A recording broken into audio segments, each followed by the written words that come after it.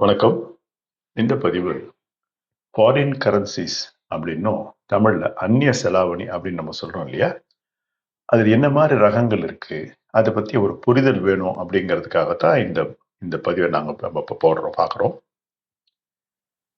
அதாவது இப்ப நம்ம இந்தியால இருக்கோம். இந்தியால நமக்கு நாணயம் வந்து ரூபா. ரூபாயை தவிர அதாவது டொமஸ்டிக் கரன்சி உள்நாட்டு செலாவணியை தவிர்த்து வெளிநாட்டு எதுவா இருந்தாலும் ஃபாரின் கரன்சி அப்படின்னு நம்ம எடுத்துக்கலாம். இதை வந்து 3 ரகமா பிரிக்கிறாங்க. எப்படின்னா, ஒண்ணு வந்து ஹார்ட் கரன்சி. ஹார்ட் கரன்சி அப்படின்னு சொன்னா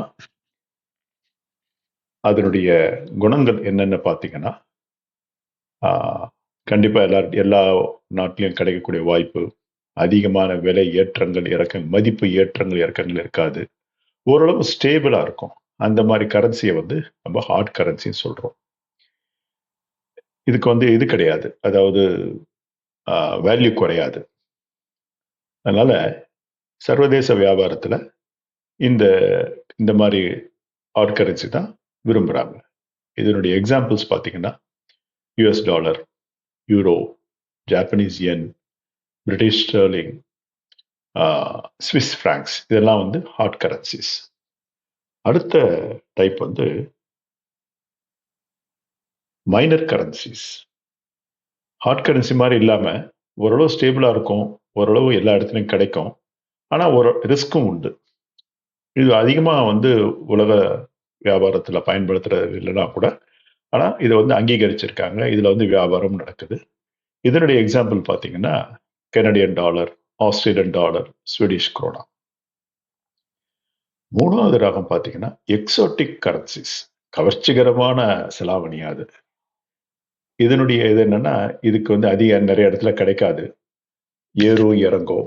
அதனால இந்த நாணயத்துல வந்து அதிகமா வியாபாரம் இருக்காது. டிரான்சாக்ஷன் காஸ்டும் கூட இருக்கலாம். இதனுடைய இது பார்த்தீங்கன்னா, இதுல கொஞ்சம் ரிஸ்க் அதிகம். ஏன்னா வந்து பொருளாதார இன்ஸ்டபிலிட்டி இருக்கும், பொலிட்டிக்கல் அன்சர்டனிட்டி இருக்கும் அப்படின்னு சொல்லி பயப்படுவாங்க.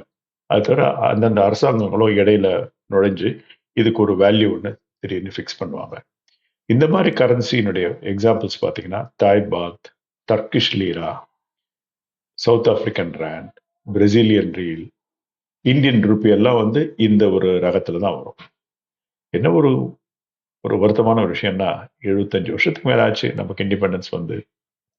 இன்னும் கூட நாம 140 கோடி மக்கள் இருக்கிறோம். இவ்வளவு பெரிய நாடு வந்து இன்னும் கூட நம்முடைய கரன்சி வந்து எக்ஸோட்டிக்ல தான் இருக்கே தவிர மைனர்லயோ ஹார்ட்லயோ இல்லை.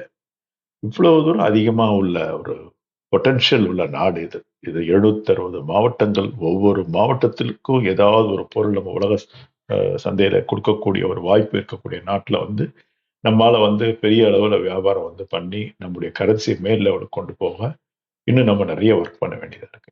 தேங்க்யூ.